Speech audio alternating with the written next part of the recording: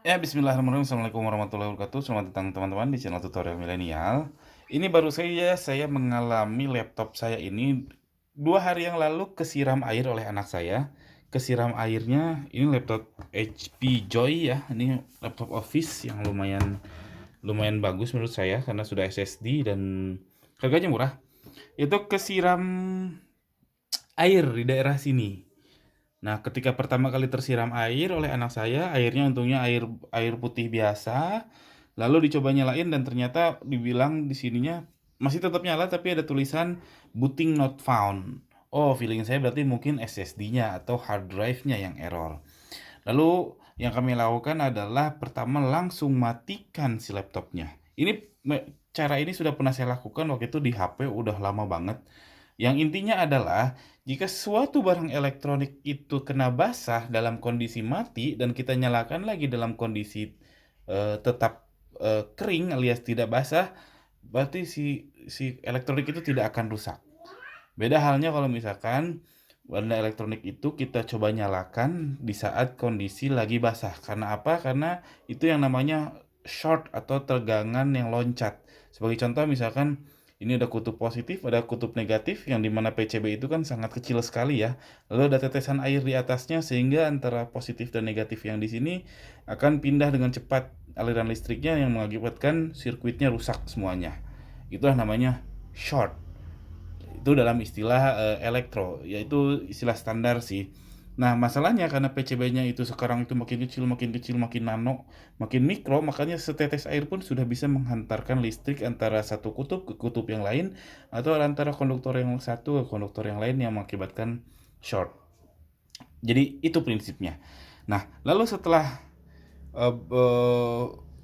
dimatikan, teman-teman biarkan dulu, lalu saya ambil namanya hair dryer. Sesuai prinsip tadi kita harus mengeringkan di dalam ini. Dimana kalau waktu itu kemarin saya mau buka laptop ini agak takut-takut dikit, ya udah saya gunakan hair dryer ini dan pastikan hair dryernya yang bukan hanya menyemprot angin ya, tapi yang ada panasnya juga. Lalu kita coba semprotkan hair dryer ini ke seluruh bagian laptop.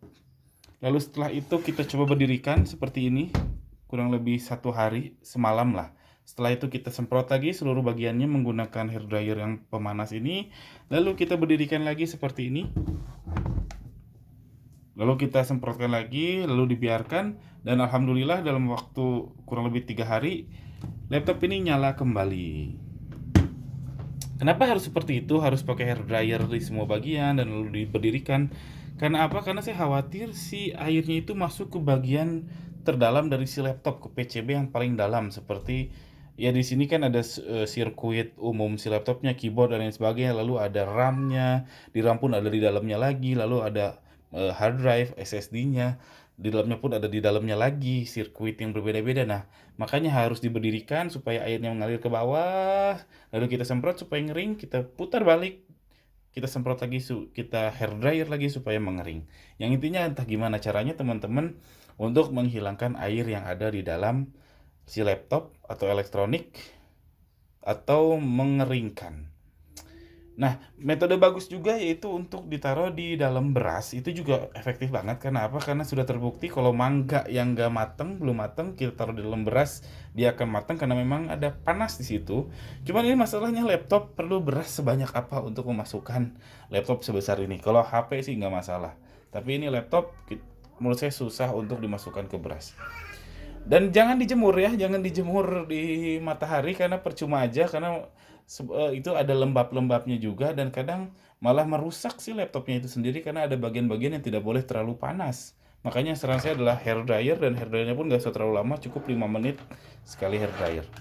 Oke, sekian aja review ini dan tutorial ini. Jika teman-teman mengalami hal yang sama dan merasa terbantu dengan video ini, tolong subscribe channel ini. Jika masih ada kebingungan, silahkan tuliskan di kolom komentar di bawah. Sekian, assalamualaikum warahmatullahi wabarakatuh.